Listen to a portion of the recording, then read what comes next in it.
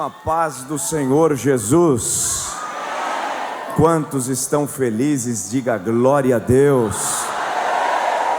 Em pé como você está, pegue a sua Bíblia e abra comigo no Evangelho segundo escreveu Mateus, capítulo de número 21, versículo de número 1 a seguir.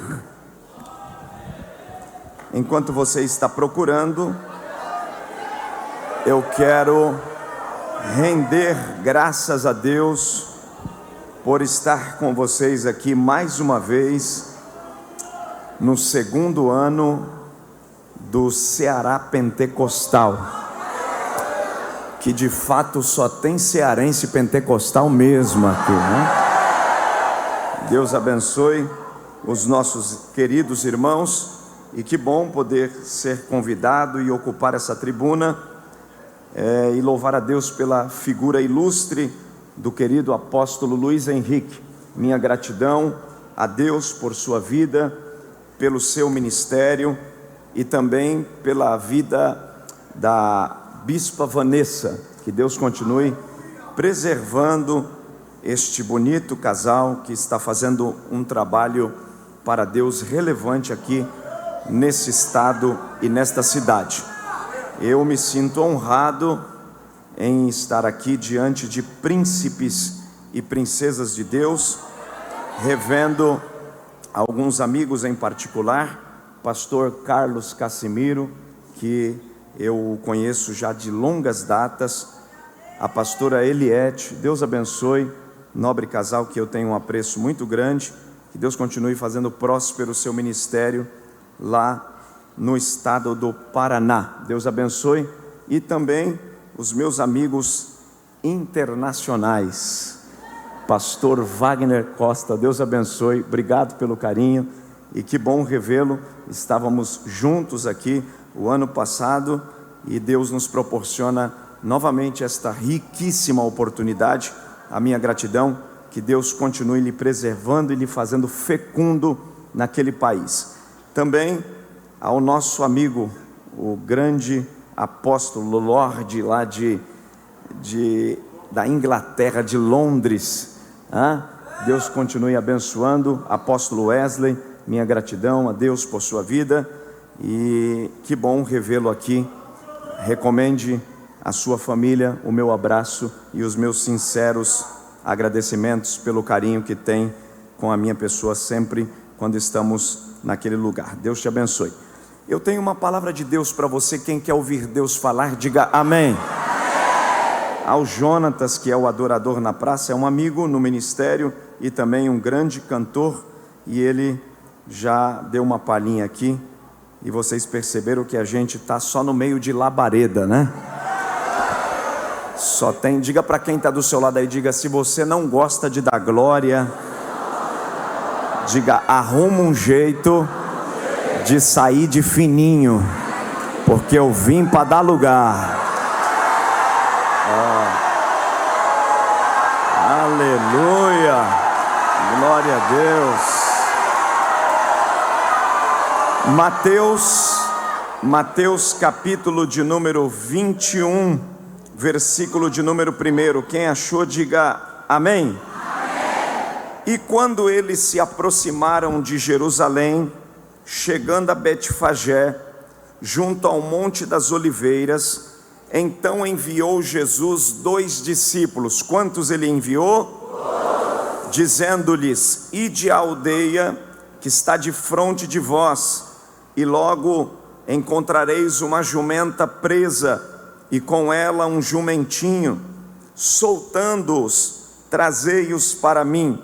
E se algum homem vos disser alguma coisa, dizei: o Senhor necessita deles, e logo os enviará. Tudo isso foi feito para que pudesse se cumprir o que foi dito pelo profeta, dizendo: dizei à filha de Sião: eis que o teu rei vem a ti, manso e montado sobre um jumento, e um jumentinho, cria de uma jumenta.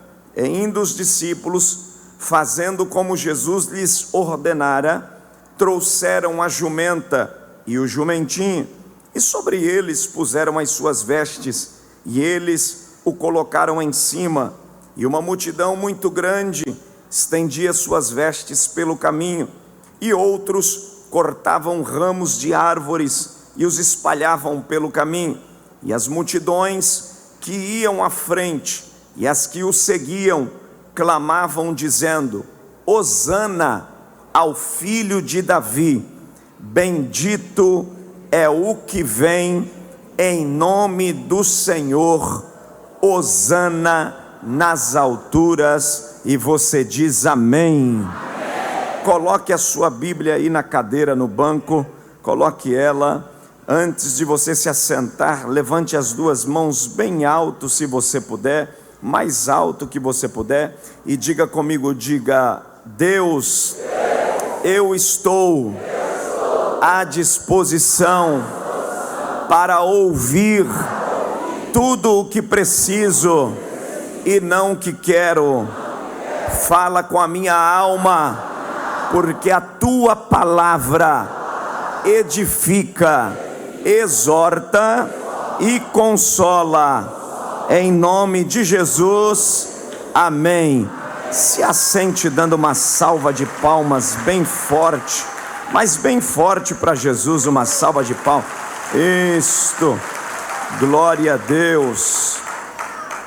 Queridos, nós estamos diante de um texto maravilhoso, e o capítulo de número 21 do Evangelho segundo escreveu Mateus retrata os momentos finais do ministério de Jesus. Para quem não sabe, este capítulo de número 21 do Evangelho segundo escreve Mateus é o capítulo que trata da entrada triunfal de Jesus no terceiro ano de seu ministério, que nós chamamos de a entrada triunfal. Esta entrada triunfal, ela vai se dar aqui diante de um cenário no ministério de Jesus, que começa a partir dos seus 30 anos. Por algumas questões é necessário aprendermos que o ministério de Jesus inicia-se aos 30 anos por causa da lei do levirato. Jesus, quando vai falar na sua pregação do Sermão do Monte, que está no capítulo 5 de Mateus, e vai até o capítulo de número 7, Jesus fala algo muito interessante sobre o seu ministério e o cumprimento da lei. Ele disse que tudo o que estava na lei, por ele não seria abolido, mas que ele cumpriria na lei, ponto e vírgula, sem faltar nada. Jesus tinha este compromisso também de cumprir a lei. Ele não veio para desfazer nem a lei e nem tampouco os profetas, mas manifestar aquilo que os pecadores ainda não conheciam, que era a graça de Deus enviada aos homens, encarnada, que era o próprio Jesus. Pois bem, Jesus tem vida terrena do primeiro dia de nascido até 33 anos. Há uma especulação sobre os seus 33 anos, porque alguém fala que provavelmente tenha sido 33 anos e meio, ou 33 anos completo. Não nos importa se é 33 anos e meio ou 33 anos completo. O fato é que a vida de Jesus foi dividida em algumas etapas. Por exemplo, do primeiro dia de nascido até os 12 anos da vida de Jesus, Jesus é acompanhado de seus pais, porque até os 12 anos é o momento em que o judeu ainda vive na dependência e sob a tutela de seus pais, porque só a partir dos 12 anos é que esse indivíduo alcança a sua maioridade. Você deve se lembrar que Jesus, em um momento, os evangelistas contam que ainda muito cedo saiu de perto de sua mãe, e a sua mãe, preocupada, o encontra entre os doutores da lei, e ela diz: a tua família te procura. E ele já desde muito cedo, ainda não tendo manifestado o seu ministério, mas já carregando as duas naturezas, pois ele tinha a natureza divina e a natureza humana, ele diz: mulher, a minha família são aqueles que fazem a vontade de meu Pai que está no céu. Em alguns momentos nos evangelhos nós veremos algumas aparições de Jesus aqui durante esse tempo, no período de seu nascimento, até quando o rei procura matar a sua vida e Jesus é levado pelos seus pais para o Egito. Depois, provavelmente, Jesus continua exercendo a sua vida, crescendo, e Lucas, no capítulo de número 2 e o versículo de número 28, vai nos falar a respeito da vida de Jesus no tocante a todo o seu crescimento. Lucas capítulo 2 e versículo 28 diz assim: e crescia Jesus em graça e em estatura. Crescia Jesus em graça e em estatura, em conhecimento e em estatura. Porque, como homem, Jesus aprendeu a viver como humano. Então preste muita atenção: do primeiro dia de nascido até os 12 anos, ele cria a dependência de seus pais, figura biológica, pai e mãe. Dos 12 anos para frente, poucas vezes nós vamos ver manifestações de Jesus que é falada sobre o seu momento de vida com relação ao que os evangelistas apontam, dos 12 até os 30. Porém, dos 30 até os 33, nós teremos aqui uma enxurrada de referências que falam e abordam sobre a vida e o ministério de Jesus, porque a lei dizia que alguém só se tornava maduro, oficialmente preparado para exercer o ofício na lei do levirato. Quem era da tribo de Levi só podia exercer o sacerdócio, ou o sumo sacerdote, ou colocar as mãos nas coisas santas, tocar, partilhar dos bastidores de dentro do tabernáculo, só após os seus 30 anos. Jesus já era maior de idade, mas é só aos 30 anos, porque eu disse a vocês que aos 30 anos é que se adquire maturidade para exercer ofício. Então, vejam bem, aos 30 anos, Jesus começa a autenticar o seu ministério, e ele exerce isso num período de 3 anos. Vale a pena pensar que, como judeu, desde o primeiro ano de nascido até os seus 30 anos de idade, provavelmente, durante todos os anos, uma vez por ano, pois era tradicional as famílias irem a Jerusalém, colocarem o pé no templo e participarem das festas anuais. Existiam lá algumas festas, algumas celebrações, e estas celebrações, as famílias de longe iam a Jerusalém. A Bíblia não nos dá detalhadamente, mas alguns historiadores falam que Jesus, do seu primeiro ano de nascido até os seus 30 anos, que a Bíblia dá poucas referências, mas provavelmente na cultura dos judeus era comum um judeu frequentar anualmente o tempo. Então é provável que no primeiro ano, segundo ano, 25º, 26º, 27º, até completar 30 anos, Jesus vai ao templo. Mas algo muito engraçado vai acontecer. Quando Jesus chega aos seus 30 anos, este Jesus, que se tornou conhecido, que se tornou famoso em todas as sinagogas, em todas as cidades, este Jesus que recebe notoriedade entre gentios e judeus, ele que frequenta as sinagogas e frequenta também Jerusalém, do seu primeiro dia de nascido até os seus 30 anos, os evangelistas não vão mencionar mais dos seus 30 até os seus 33, ele chegando em Jerusalém.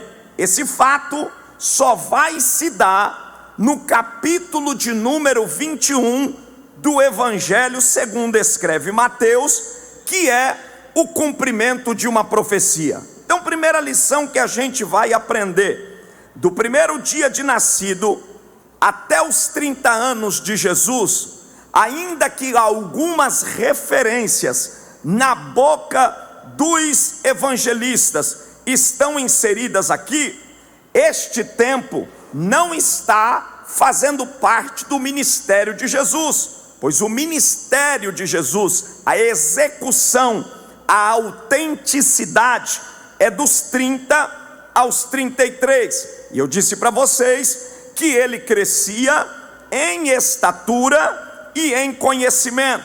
Então, primeira lição a aprender: Jesus passou 30 anos aprendendo, e é claro que ele aprende, porque ele está no tabernáculo de carne, ele já é Deus, mas como homem, como humano, ele aprende a andar, ele aprende a falar, ele aprende a comer, ele aprende a beber. Como homem, ele aprende tudo o que era necessário, inclusive a sua profissão, que era carpinteiro, filho de alguém que conhecia da carpintaria.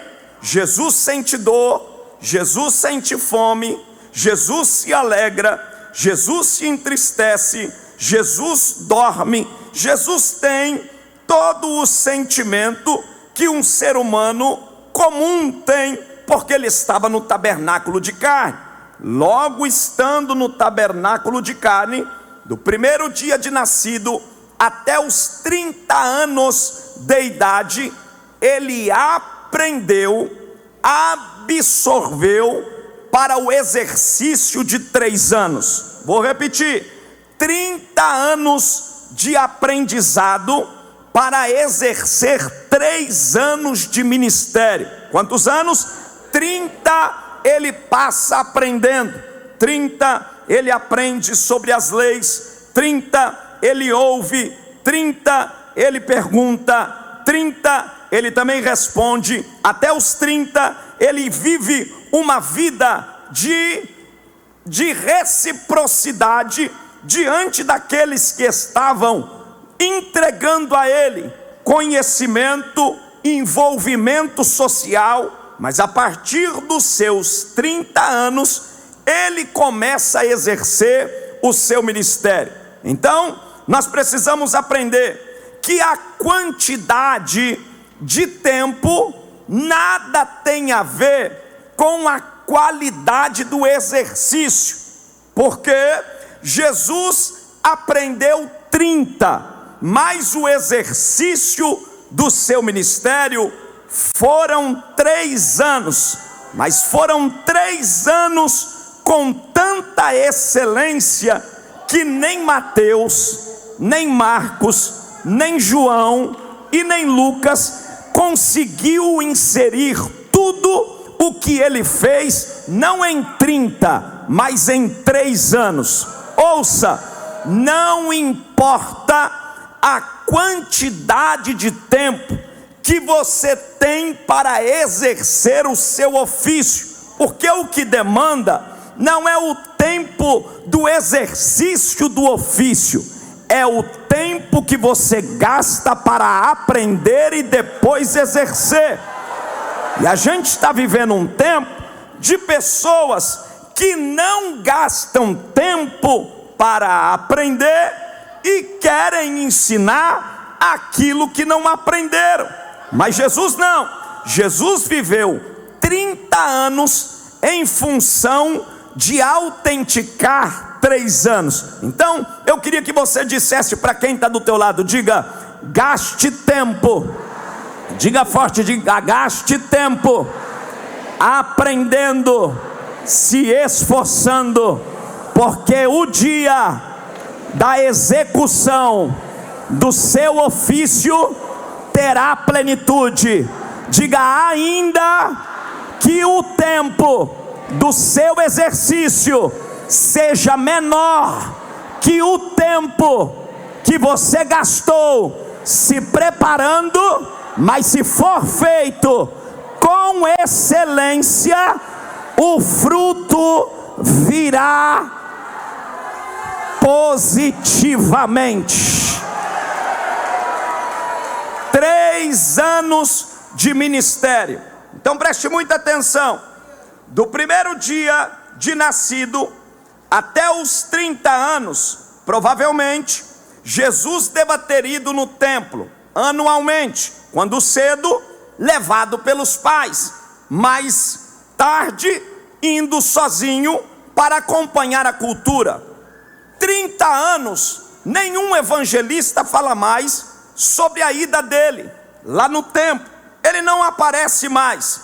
Jesus, que ficou conhecido por mais de 1,5 milhão de judeus e gentios, Jesus que ficou conhecido por tantos homens e que vai a tantas cidades, Jesus que foi para Galileia, Jesus que foi para Judeia, Jesus que foi para Samaria, território gentílico, Jesus que autenticou o seu ministério de maneira poderosa, e todos o reconheceram, daqueles que receberam a sua palavra, sabiam que ele era o Filho de Deus. A primeira autenticação do seu ministério está no seu batismo, quando ele é batizado e a pomba desce, e agora o céu se abre e uma voz é ouvida: este é o meu filho amado e nele tenho me comprazido. Jesus vai autenticar seu ministério novamente.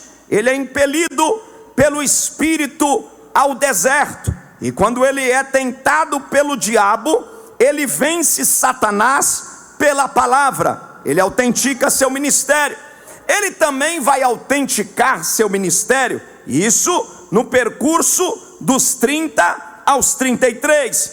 Ele também vai autenticar o seu ministério em um casamento. Vocês devem se lembrar, na pequena aldeia de Caná da Galileia. Este casamento foi um casamento em que a mãe de Jesus fora convidada. Não foi Jesus quem foi convidado. Jesus recebeu o convite de sua mãe, que era uma cultura, quando um judeu fazia o casamento, ele convidava a figura mais importante da casa. Provavelmente naquele casamento, a mãe de Jesus era a parente mais próxima do noivo. Pelo fato da mãe de Jesus ser a parente mais próxima do noivo, ela estende esse convite de casamento a Jesus, e Jesus, por sua vez, estendeu aos discípulos: vai todo mundo para esse casamento. Vocês se lembram que neste casamento houve uma falta de vinho.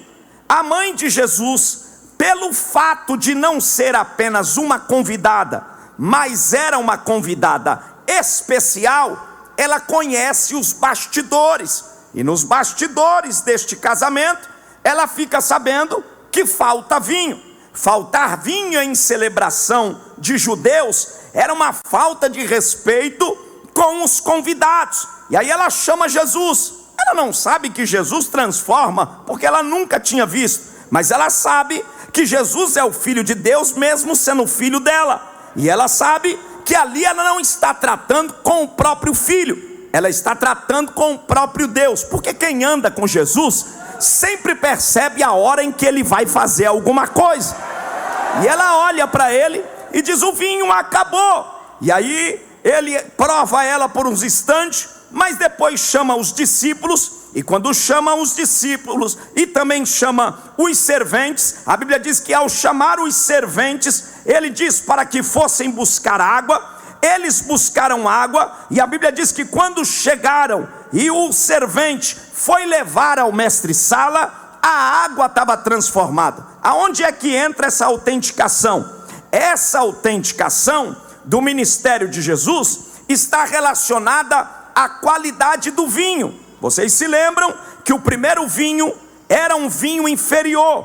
Quando Jesus pega o mestre-sala e pede para que o servente leve a ele, porque ele era o cara que provava da qualidade, quando ele provou, ele disse: todos colocam o melhor vinho em primeiro lugar, mas estes deixaram o melhor vinho para o último momento da festa. O que era aquilo?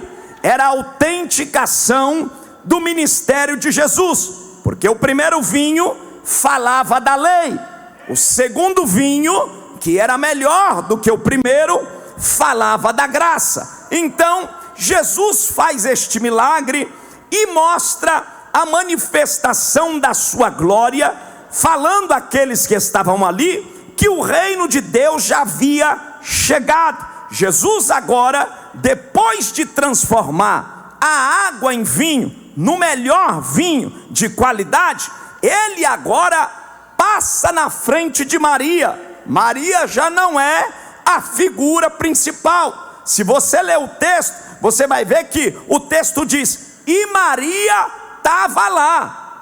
O texto não menciona e Jesus estava lá, diz Maria estava lá. Mas depois que Jesus transformou e o vinho novo se tornou melhor do que o primeiro, a Bíblia diz: e saiu Jesus, sua mãe e seus discípulos. Ou seja, ele tomou notoriedade, era o tempo da graça. Ele vai fazendo o seu trabalho. Ele fez em Caná, ele fez em Samaria, ele fez em vários lugares. Ele vai para Jericó, ele vai para Betânia, ele vai para todos os lugares, ele vai ao lago de Genezaré. Mas está faltando um lugar. Onde é este lugar? Este lugar é Jerusalém.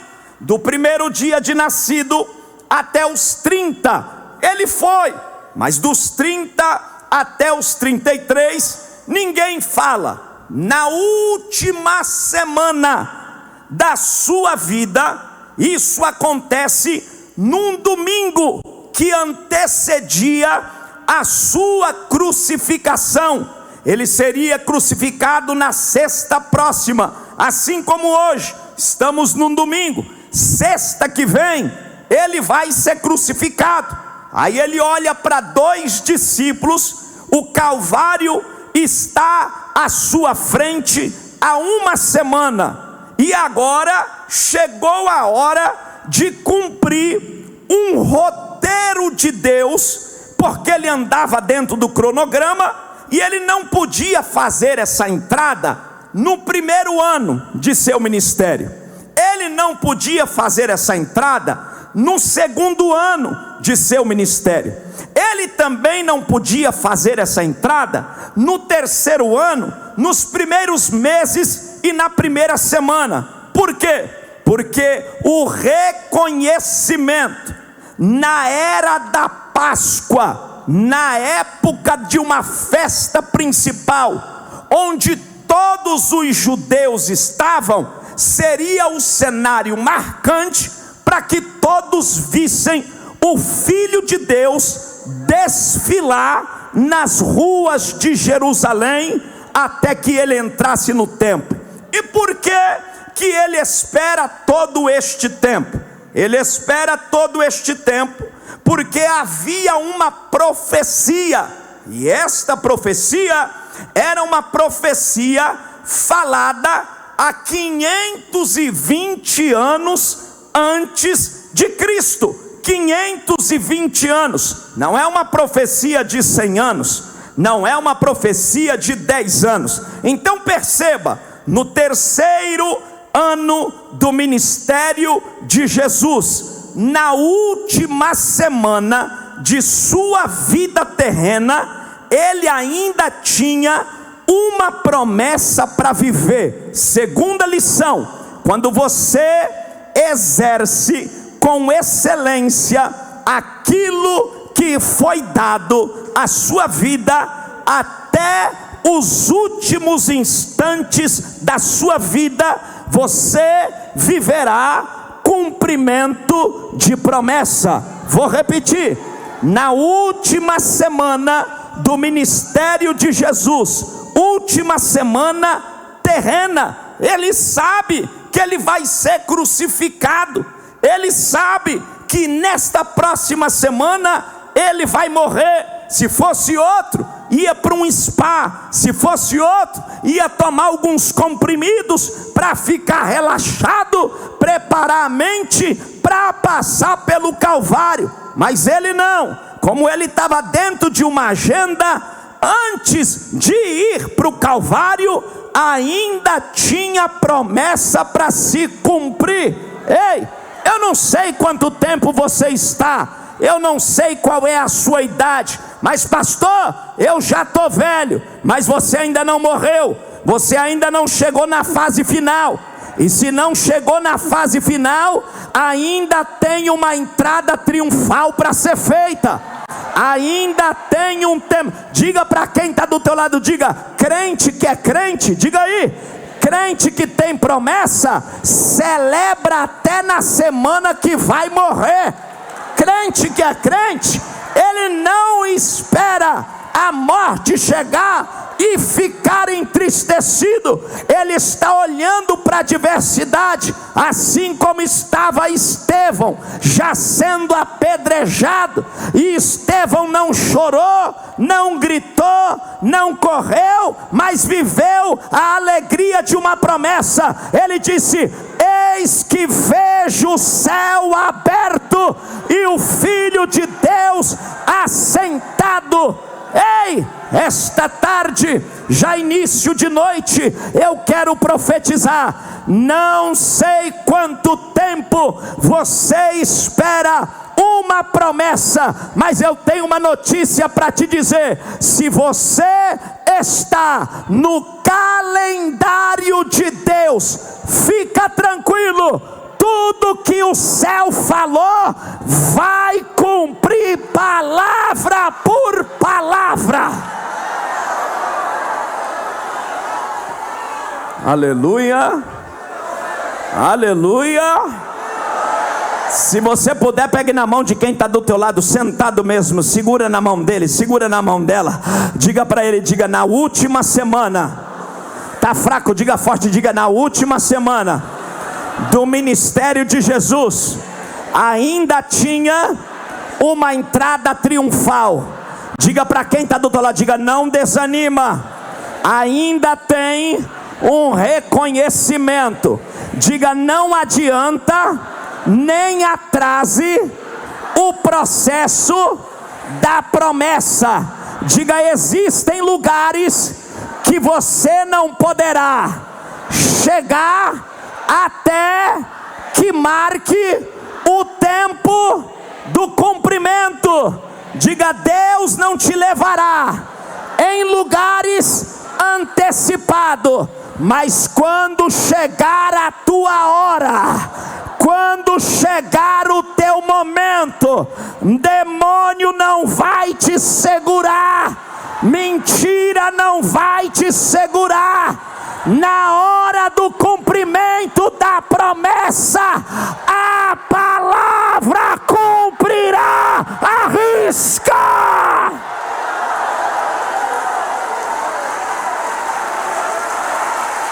Aleluia!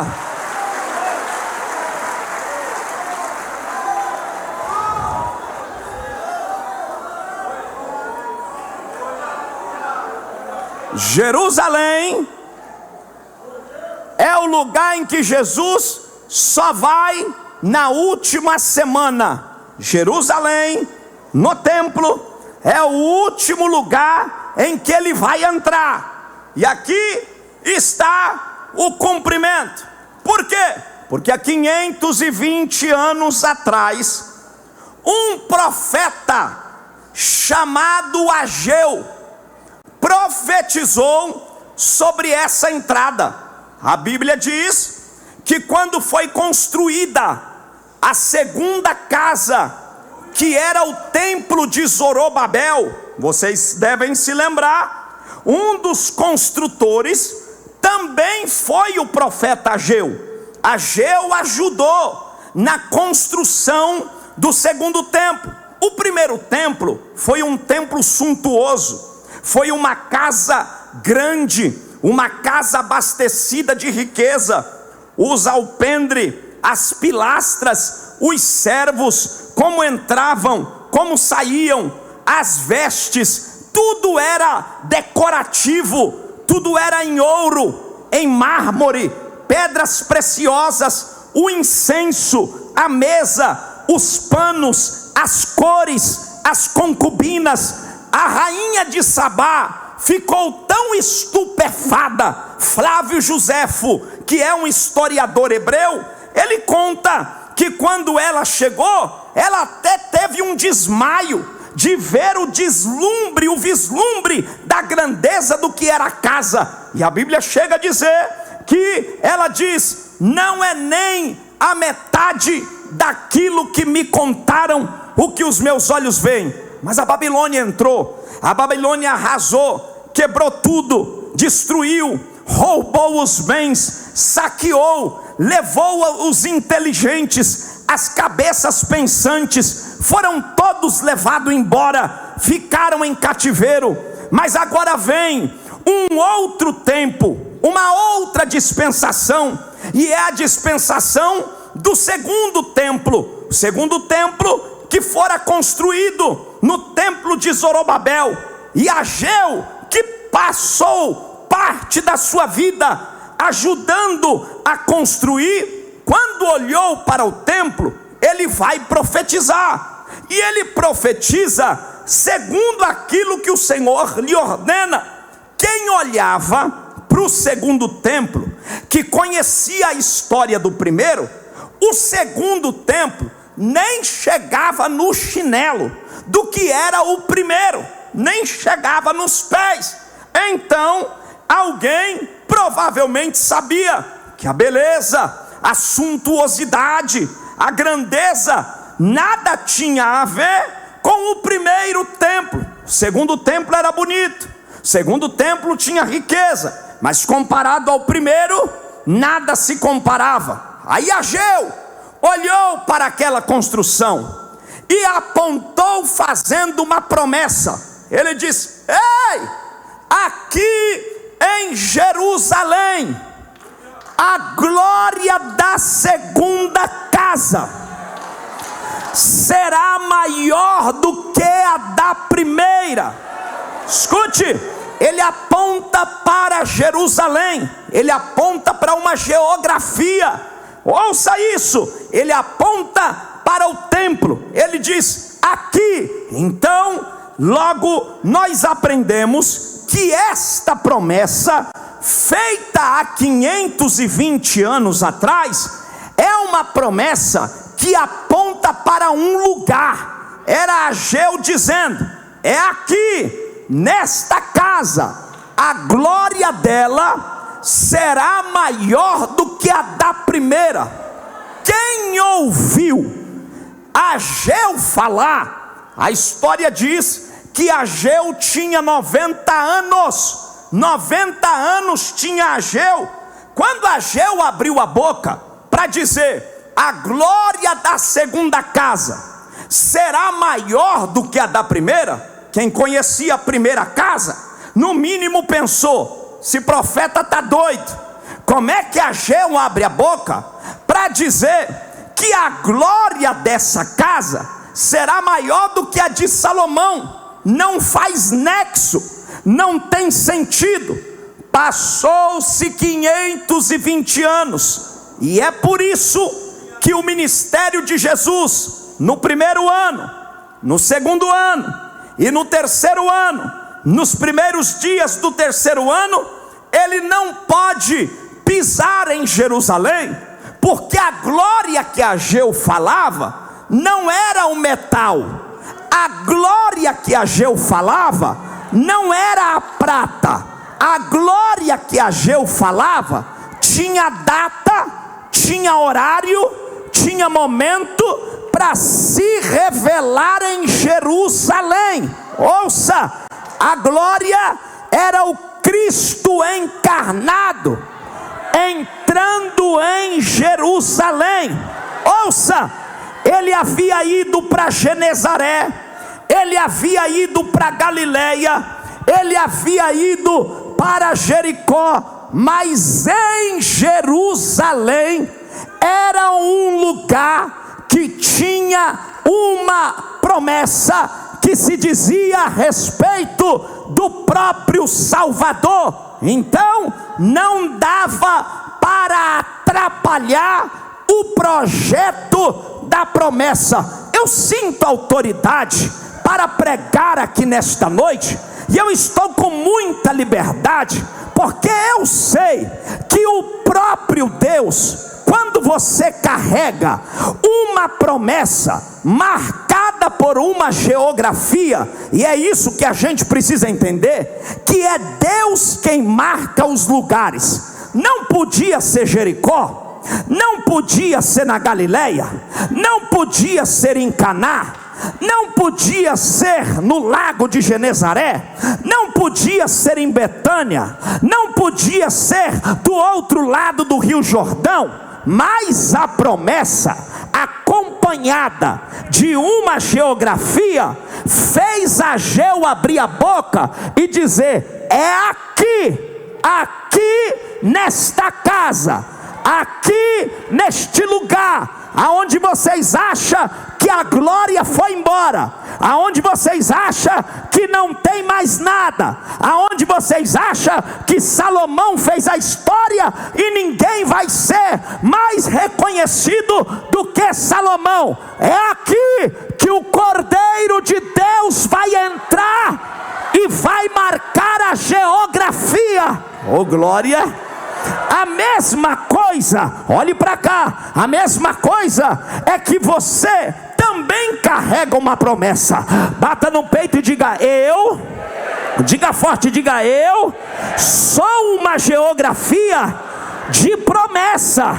Diga: e quando eu carrego uma promessa, muita gente me acha improvável de viver o cumprimento. Eu estou pregando para alguém aqui que carrega a geografia. Aliás, você é a geografia. E alguém olha para você e diz: aí não vai dar nada, aí não sai do lugar, essa empresa não vai para frente, essa igreja não prospera, esse ministério não anda. Mas se Deus apontou para o lugar, se a graça escolheu a geografia, se Deus olhou para a cidade, não tem nem principado, nem potestade e nem obra maligna que possa impedir o cumprimento da promessa. Ei, a promessa falava sobre Jerusalém, não era sobre Jericó, era Jerusalém. Deus está dizendo: o que eu falei sobre você, o que eu falei sobre a tua casa, o que eu falei sobre a tua família, não vai cumprir na casa de terceiro, vai cumprir em você.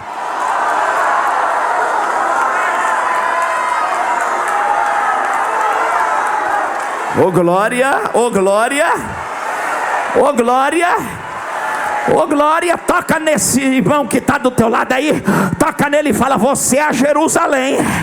Diga: você é a Jerusalém que o próprio Jesus vai desfilar. Diga aí: você é o terreno que a promessa vai cumprir. Será que tem alguém aqui para entender isso? Tem gente aqui que alguém não está dando nada para você, mas o céu está pregando na minha boca para dizer: quem viver verá eu cumprindo o que falei na tua vida.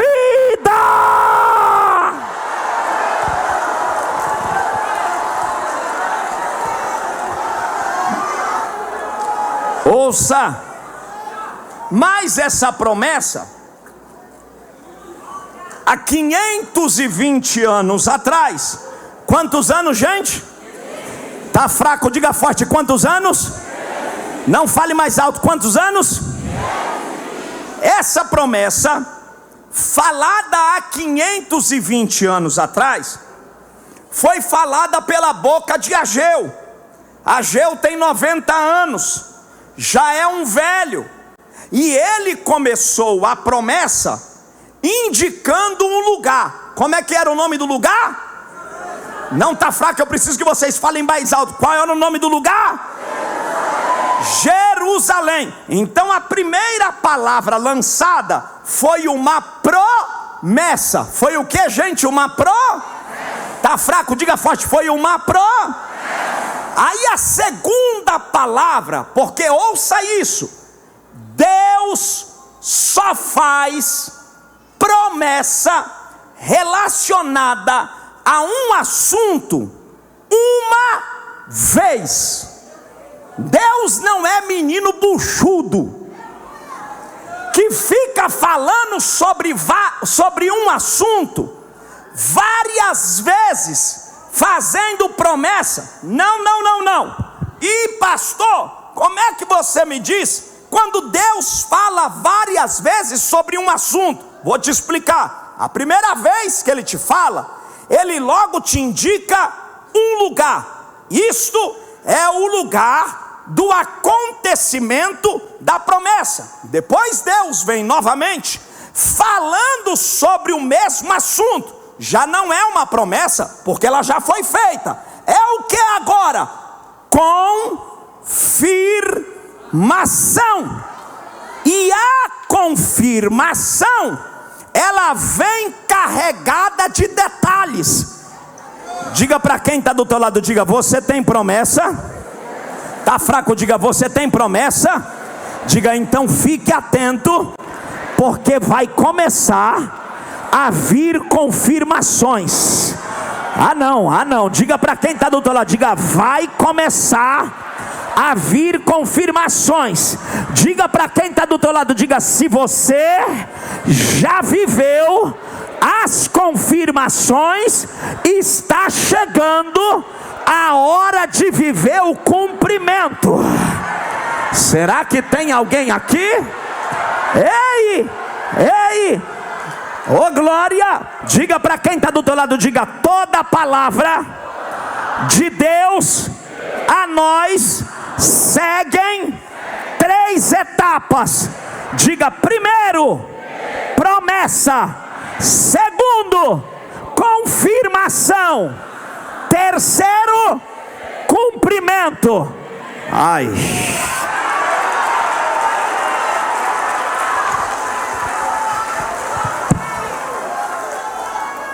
Diga alto comigo: diga: promessa. Tá fraco? Diga forte: diga: promessa. Confirmação e cumprimento. Então agora nós estamos tratando da confirmação, porque a promessa já havia sido feita há 520 anos.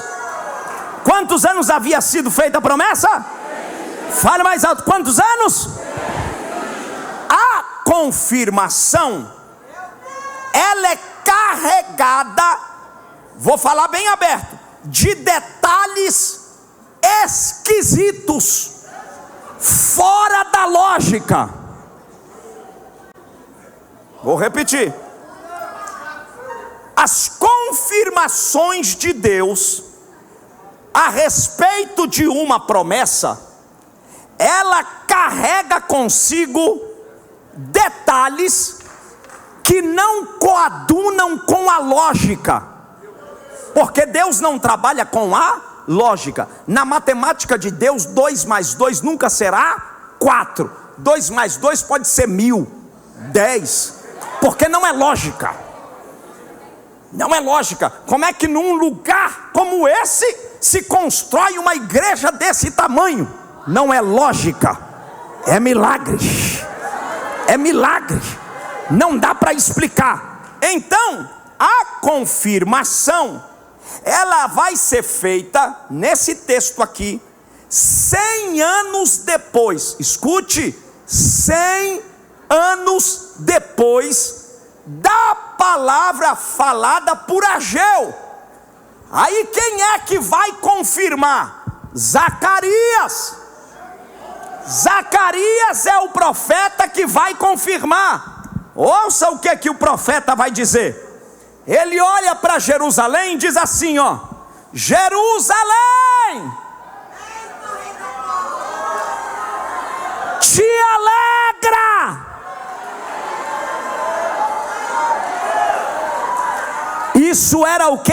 Isso era confirmar? Não diga forte, diga: isso era o quê? Fale mais alto, isso era o quê?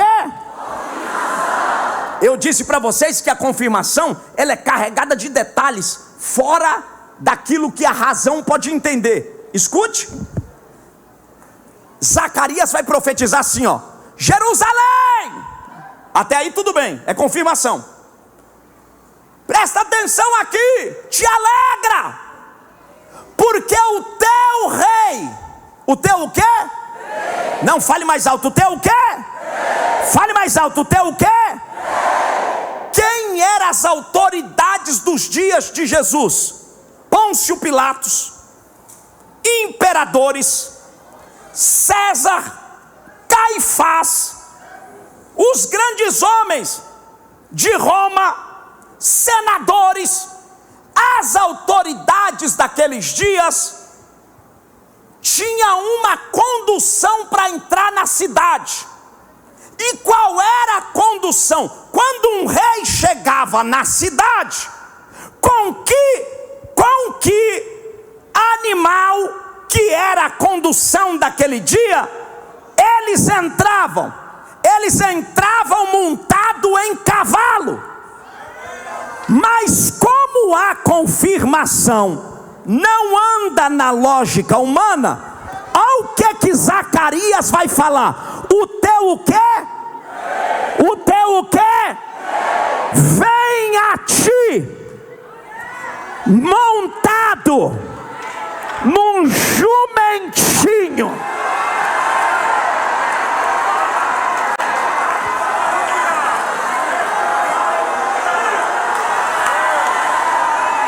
Diga para quem está do teu lado, pega na mão dele e fala: é esquisito, é fora de lógica, mas faz sentido, porque é promessa.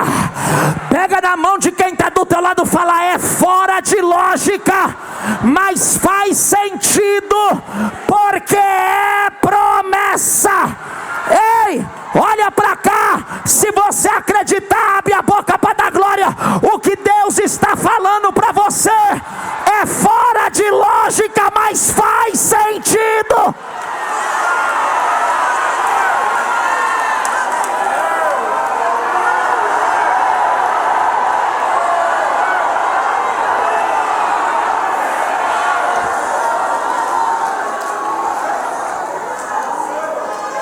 Por quê? Escute, ouça. Não era comum um rei entrar montado num jumentinho. Porque rei que era rei que era rico, usava cavalo, manga larga, alto, pelo sedoso, bonito. Mas Jesus não tinha ido para brigar sobre impostos. Jesus não tinha ido para resolver saneamento básico. Jesus não tinha ido para brigar com Pilatos. Então não era sobre cavalo. Jumento era o animal mais pobre que qualquer pobre usava.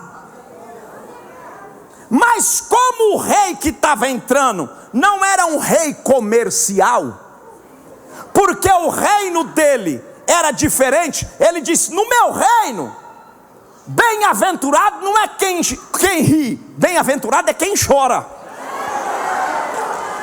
No meu reino, bem-aventurado não é quem é rico, bem-aventurado é os pobres.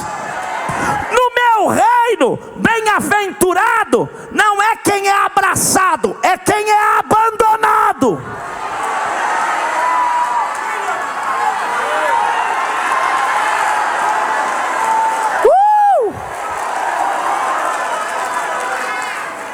Diga para quem está do teu lado, diga: o reino. Está fraco, diga forte, diga: o reino é totalmente diferente da razão humana. Diga: então não é sobre cavalo, é jumentinho mesmo. Diga: animal difícil, animal pobre, mas que traz resultado. É até em cima do púlpito, é até para quem prega. Não adianta vir montado na pose, se achando grande. Não é sobre cavalo, porque não é na grandeza da mensagem, do conhecimento teológico. Não é. Tem que fazer curso, mas não é no cavalo da teologia, não é no cavalo da exaltação, não é no cavalo da grandeza. Cavalo na Bíblia fala de força, cavalo na Bíblia fala de soberba, de impacto. E jumento fala da humildade, da simplicidade, da mansidão, da pequenez. Pergunta para quem está do teu lado aí, diga: chegou de cavalo ou veio de jumentinho? Porque quem veio de cavalo nem glória consegue dar. Quem veio de cavalo nem adorar ele consegue. Mas quem veio na humildade está dizendo: eu não sou, ele é, eu não tenho, ele tem, eu não faço, ele faz, eu não posso, ele...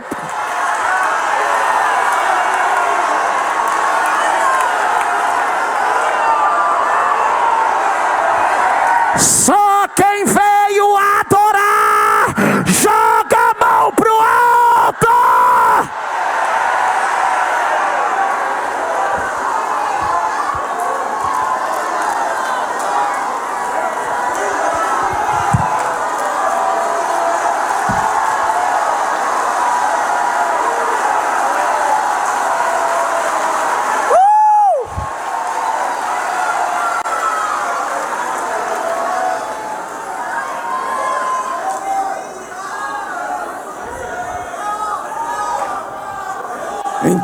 Então diga para quem está do teu lado, diga: não é sobre cavalo. Está fraco, diga: não é sobre cavalo, é jumentinho mesmo. Diga para quem está do teu lado, diga: tudo que Deus te falou não vai ser como você desenhou. Diga: está fora da lógica, é fora do normal. Diga: não faz sentido, mas na hora do cumprimento vai calar a boca de todo mundo.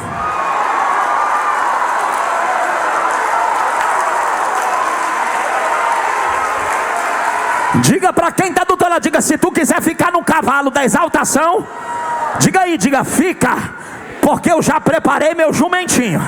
Ah não, tá fraco. Diga: se tu quiser ficar aí, porque quem fica no cavalo da exaltação é ele quem dá o pitaco, é ele quem dá o palpite, é ele que diz que tem como ser, é ele que escolhe, ele escolhe a cor, ele escolhe o jeito. Mas quem vem no jumentinho é o que dá, é o que tem, mas é o que eu trouxe de coração, é o que eu trouxe para ofertar.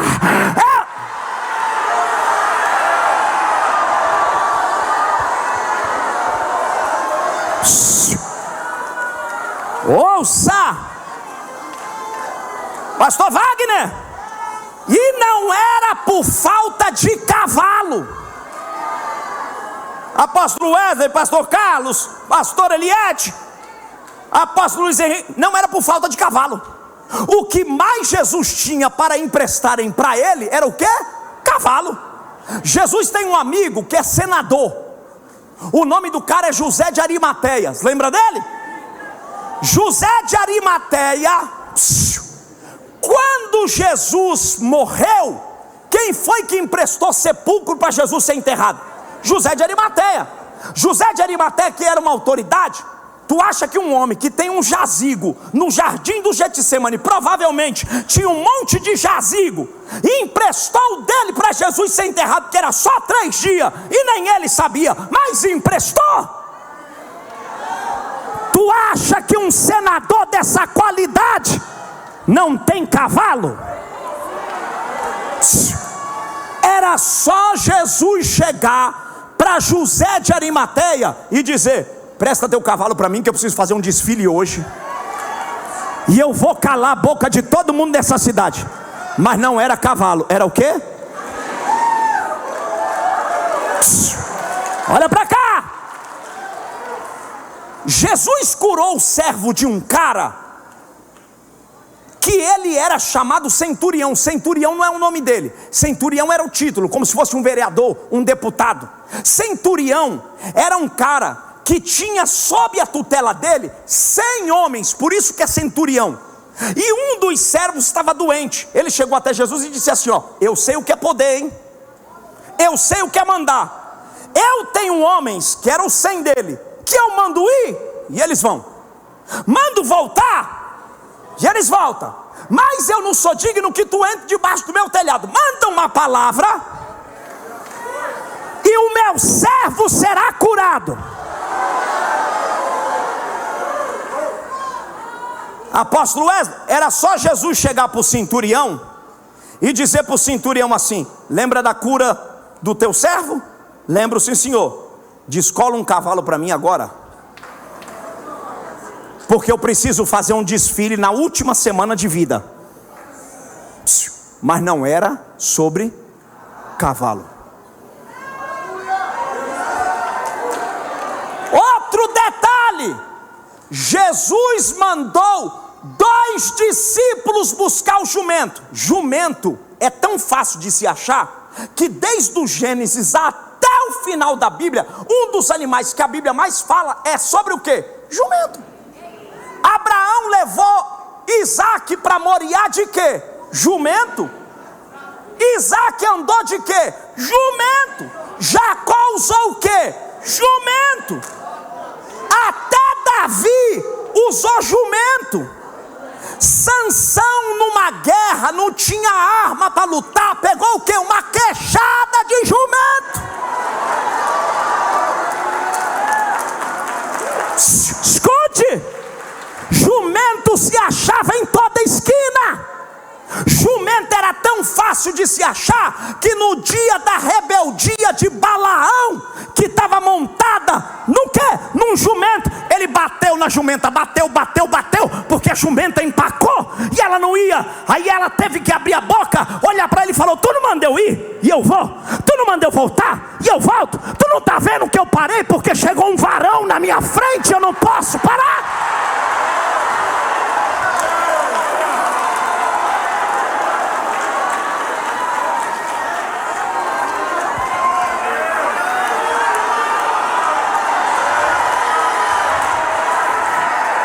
Posso falar um negócio aqui? A gente está vivendo uma época que tem jumenta vendo visão e profeta que não entende nada. A internet está cheia de gente que está condicionada à figura de um jumento espiritual, não entende nada, mas está profetizando sobre a vinda do Messias, e os profetas de boca fechada. Então jumento tinha em todo lugar, jumento tinha em toda esquina. A Bíblia diz que Jesus mandou. Jesus tinha quantos discípulos? Quantos discípulos Jesus tinha? Quantos ele tinha? Quantos ele tinha? Mas para pegar o jumento, e eu garanto que Pedro não estava lá, porque Pedro era colérico. Jesus chamou dois, esses dois é anônimo, a gente não sabe o nome deles. Jesus disse assim, ó: vai em Betfagé e traz para mim um jumentinho e uma jumenta. Para quê, Senhor? Nós vamos fazer um desfile hoje. Como é que é? Nós vamos fazer uma entrada. Tem alguns anos que eu não vou em Jerusalém, e hoje eu preciso ir montado para cumprir uma profecia. Se Pedro tivesse lá, colérico do jeito que ele era, ele ia ter que dizer para Jesus assim: o senhor vai entrar de jumento. O senhor que curou, que ressuscitou, que fez milagre, que expulsou demônio, 3 anos de ministério, não tem outro animal melhor para tu entrar? Porque para essas missões, ouçam, para essas missões não pode ir quem dá palpite, só pode ir quem executa.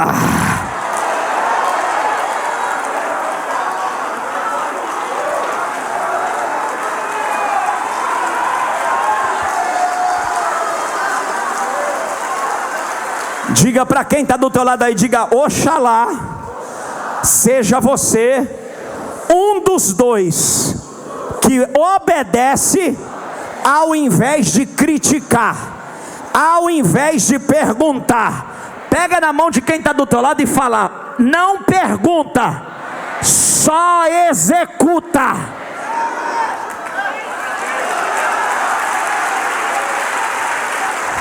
Olha para cá para a gente terminar. Olha para cá.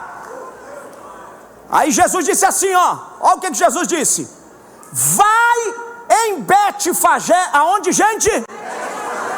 E pega para mim um jumentinho e a sua mãe. O jumentinho cria e a sua mãe. Eles estão amarrados. Tá o que, gente? Amarrado. Por que estava amarrado? Porque era tanto jumento em Israel que solto só ia dar mais o quê? Trabalho. Olha para cá, eu acho fantástico, porque toda vez que Deus nos acha, nós estamos como? Amarrados em alguma coisa.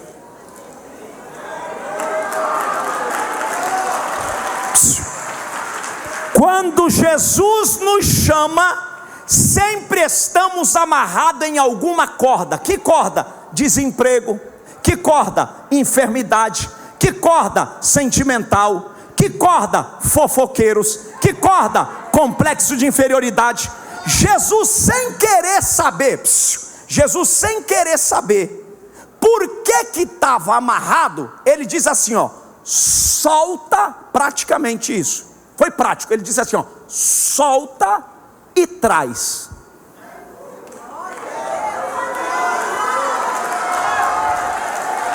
Irmão, estou sentindo uma virtude nessa palavra.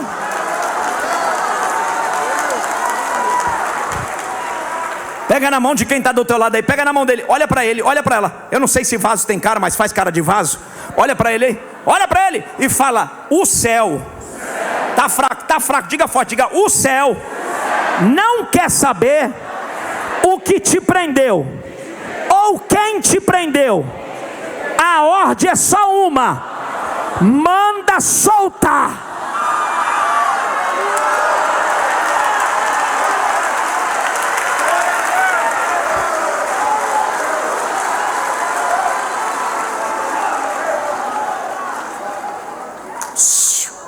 Agora a gente vai entender. Olhe para cá. Jesus disse assim, ó: solta e traz. Se estava preso, é porque por haver muitos jumentos na cidade andando, para não dar trabalho, aqueles jumentos tinham o quê? Dono. Tinham o quê? Se tem dono, Jesus poderia mandar os 2 discípulos procurar o dono. Por exemplo, dizer: eu moro em São Paulo, e imaginemos que o pastor, o apóstolo, tem jumentos.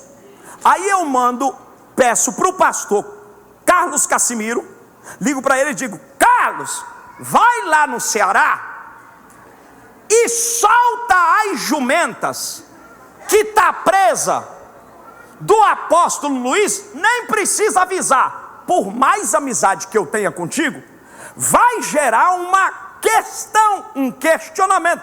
Ora, o jumento é meu, e se ele sabe que é meu e que eu prendi, custava pedir e eu liberaria sem nenhum problema. Jesus não pediu para os discípulos perguntar de quem era o dono, mas ele sabe que os jumentos estão presos porque alguém amarrou, e era alguém que tinha autoridade sobre o jumento. Jesus só disse assim, ó: vai, solta. E ele sabia que ia dar rolo, que ele diz assim, ó: soltando, se alguém perguntar. Porque enquanto preso não dá trabalho, mas depois que solta,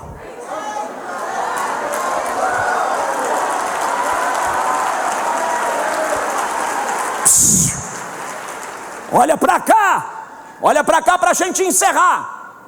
Jesus não mandou perguntar de quem era a jumenta, não mandou perguntar quanto tempo estava, e não quis saber o assunto, só mandou soltar. Por quê? Vou te explicar agora. A lei diz que geralmente é quem tem autoridade quem chega primeiro, quem tem moral para falar ou mandar sempre é os mais velhos. É a ordem que se respeita. Eu estou falando para vocês de uma promessa que tinha 520 anos. Nem a corda, nem o dono da corda, nem o dono da jumenta, nem as jumentas, nem o jumentinho tinha 520. Como quem manda é quem chegou primeiro, Jesus disse: só solta e traz, porque antes deles todos nascer e até essa corda existir, a promessa já estava feita.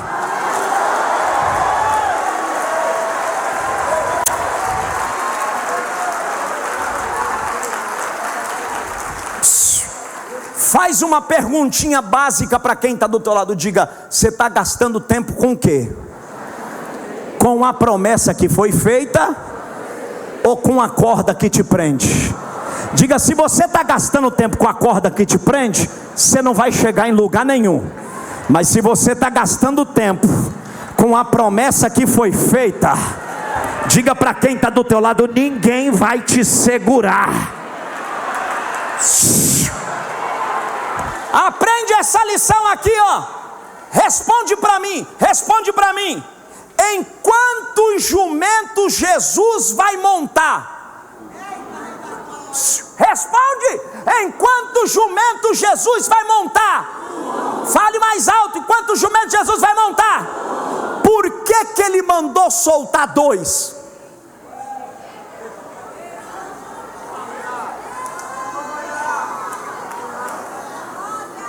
Enquanto jumentos Jesus mandou soltar? Jesus disse assim, ó: solta a cria e solta a mãe. Por quê? Porque ali a família não tinha graça soltar o filho e deixar a mãe presa.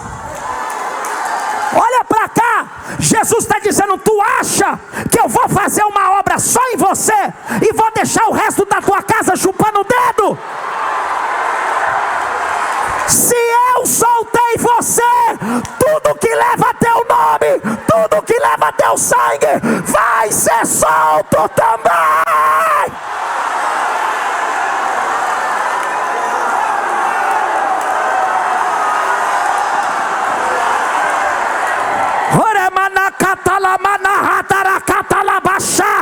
Eu estou ouvindo o barulho de cadeia quebrar. O que está preso vai ser solto agora.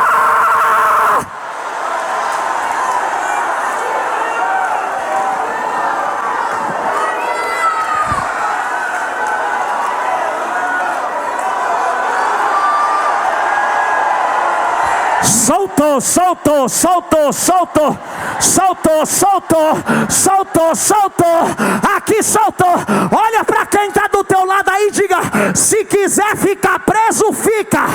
Se quiser ficar preso, fica. Eu estou solto, solto, solto. Só quem está solto, só quem está solto.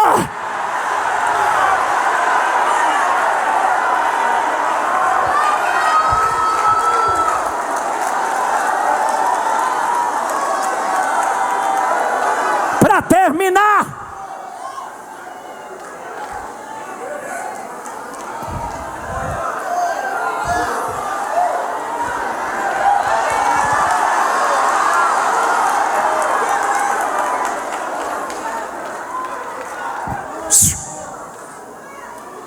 Jesus só vai usar um, mas mandou soltar os dois. Você já percebeu que enquanto você está preso a uma guerra, ninguém gasta tempo falando do seu nome? São poucas pessoas que querem investir em você, porque enquanto você está preso, você não dá enquanto você está preso, você não produz. Mas depois que você está solto,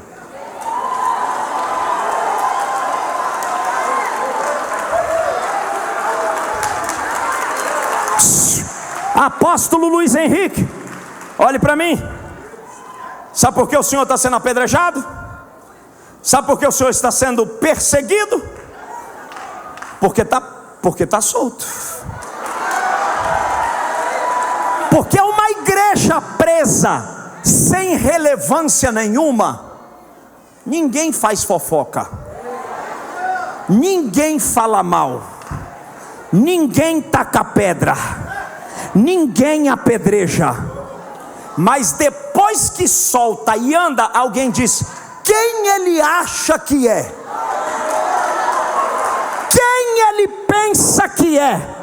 Aí Jesus disse assim, ó, o que Jesus disse? Solta, e se perguntarem, nem dá satisfação, manda falar comigo.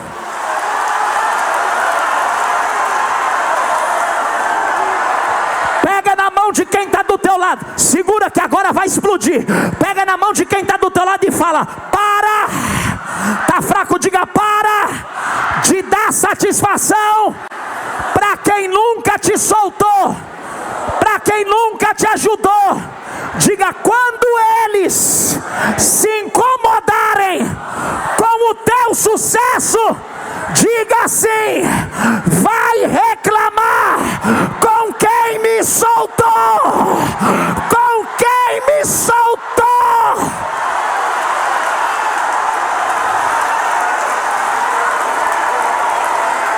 São os soltos, joga a mão pro alto e dá o maior pra.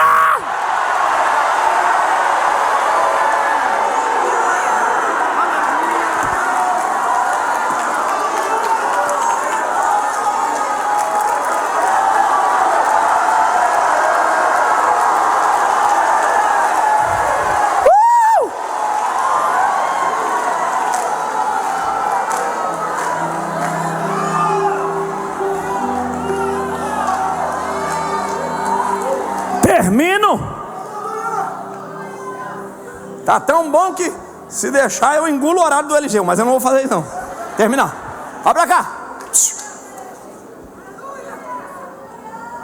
Tem mais um mistério aqui pra gente fechar. Jesus soltou o filhote e a mãe. Por que ele soltou os dois? Ouça, isso é fantástico. Por que Jesus soltou os dois? Aqui no Nordeste, muita gente já trabalhou com jumento, sabe do que eu estou falando? Jumento novo é o que empaca. Jumento novo é o que tem a força.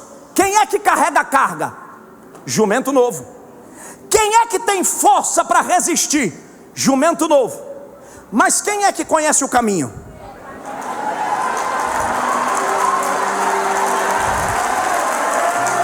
Ó,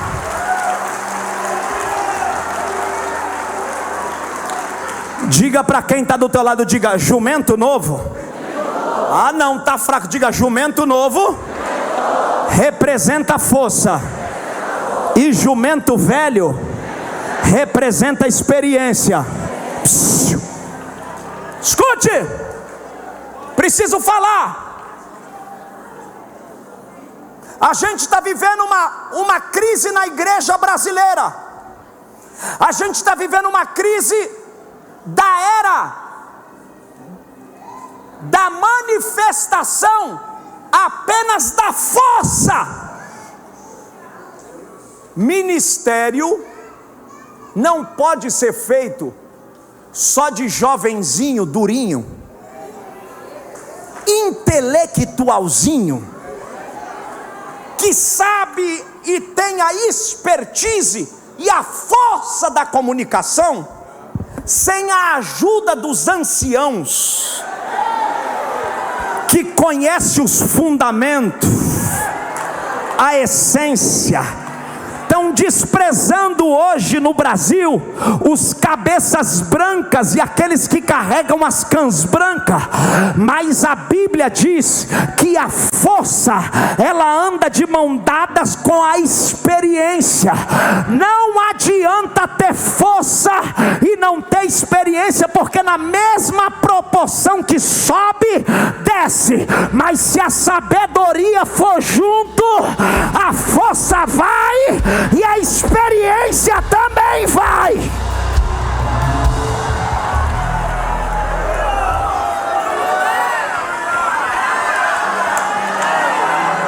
Olha para quem está do teu lado e fala: Deus, está fraco, eu já vou terminar. Diga: Deus vai derramar sobre você força.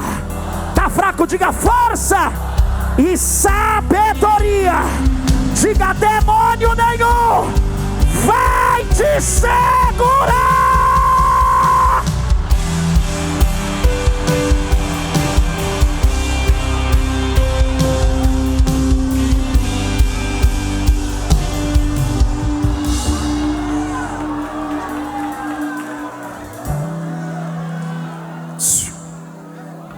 Ó pra cá. Ó Jesus, ó aqui, ó. Montou no jumentinho, a jumenta mãe está do lado. Se aqueles bichos pudessem falar, a mãe ia dizer para o filhote: quem diria, hein? Nós lá preso, aquele cara não ia soltar nós nunca. Até para comer e beber a gente ia ficar preso. Mas agora, ó quem tu tá levando: o Galileu, o homem de Nazaré.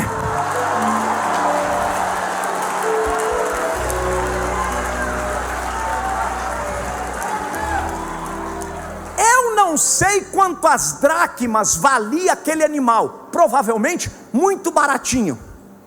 Denário, talvez baratinho, por quê? Tinha muito, mas depois que o Salvador montou,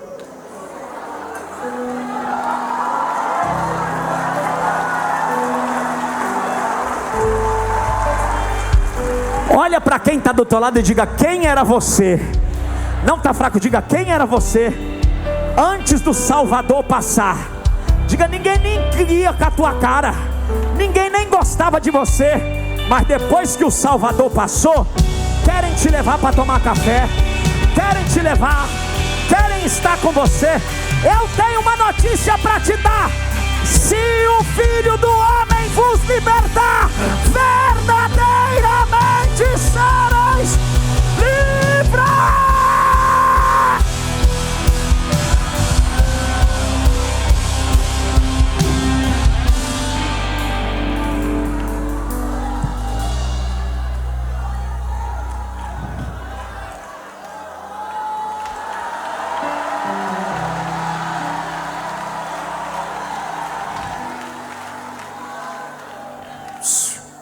Aí vai cumprir o capítulo 21. Vem montado num jumentinho, entrando em Jerusalém. Não era comum verem um homem num jumento, porque homem entrar de jumento em Jerusalém, vários entravam. Aqui está o negócio. Quantos que não entraram em Jerusalém montado num jumentinho? Mas na hora que o Rei da Glória montou, o cenário mudou. Um olhou para o outro e disse: joga os panos no chão, joga as flores no chão. Por quê? Tu não está vendo? Quem vai entrar é aquele que vem em nome do Senhor. Aí um começou a cantar: Hosana, Hosana, Hosana, Hosana. E o jumentinho carregando Hosana, e a cidade começou a cantar: bendito é o que vem em nome do Senhor. Olha para quem está do teu lado e diga: vai seguindo, diga: vai trabalhando, que está chegando a hora de alguém reconhecer, dizendo: bendito, bendito. Abre a boca comigo, diga: bendito é o que vem em nome do...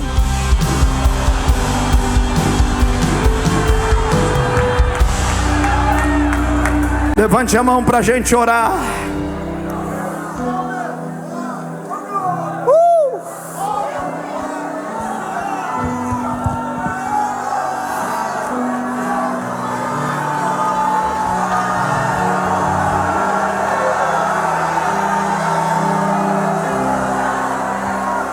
Segura a mão de quem está do teu lado, fecha os corredores, levanta a mão deles. Diga para quem está do teu lado: eu não estou. Está fraco, diga forte, diga: eu não estou do lado de alguém preso. Eu estou do lado de alguém que a graça libertou. Diga aí: libertou, não para ficar parado, libertou para viver em movimento.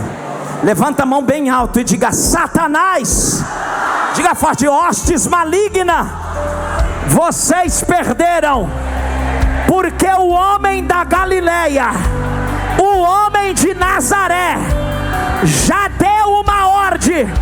Diga: tudo que me prendia, tá fraco, diga: tudo que me prendia, tudo que me cercava, caiu agora, porque bendito, diga: bendito é o que vem em nome do Senhor. Abre a boca, abre a boca, abre a boca, solta a maior glória. Eu dou um minuto para você adorar. Sal solto, sal solto, sal solto, sal solto, sal solto, sal solto. Cadê o solto? Salto pula, salto sapateia, salto na glória, salto, salto, salto, salto.